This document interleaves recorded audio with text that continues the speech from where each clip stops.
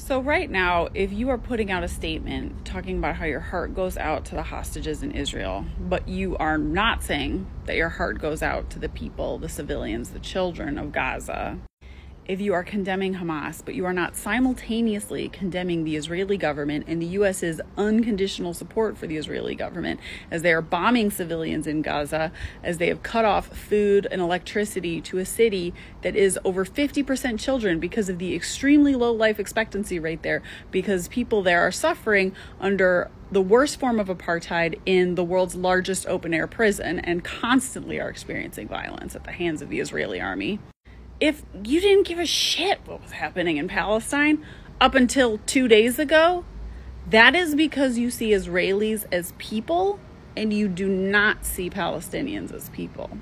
And if you live in the U.S. and that's you, it's understandable if you haven't been paying attention, because the Western media is extremely white supremacist. And that is how racism works. Israelis get to be white, Palestinians are non-white, and they are therefore not people. You see this difference in humanization when you look at the very rhetoric that media uses to describe the difference between Israelis being killed and Palestinians dying, in the obfuscation of Israeli military aggression and settler aggression by calling such things clashes. And maintaining the dehumanization of Palestinians is so important to the project of white supremacist imperialism in Palestine that it is extremely threatening to do anything to humanize Palestinians.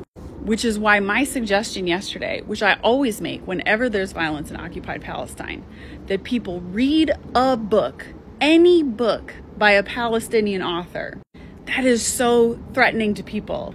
People take that as anti-Semitic, the suggestion that you read a book by a Palestinian. Because if you read a book by a Palestinian, it is going to humanize Palestinians for you, and it will change the way you see this conflict forever. A few years ago on YouTube, I created the Read for Palestine challenge.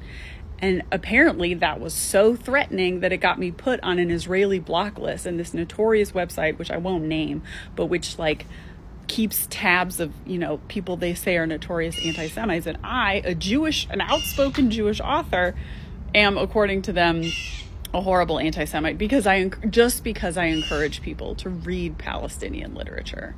So before you fix your mouth to say anything about what is going on in Israel and Palestine right now, ask yourself, have you sought out Palestinian voices to listen to?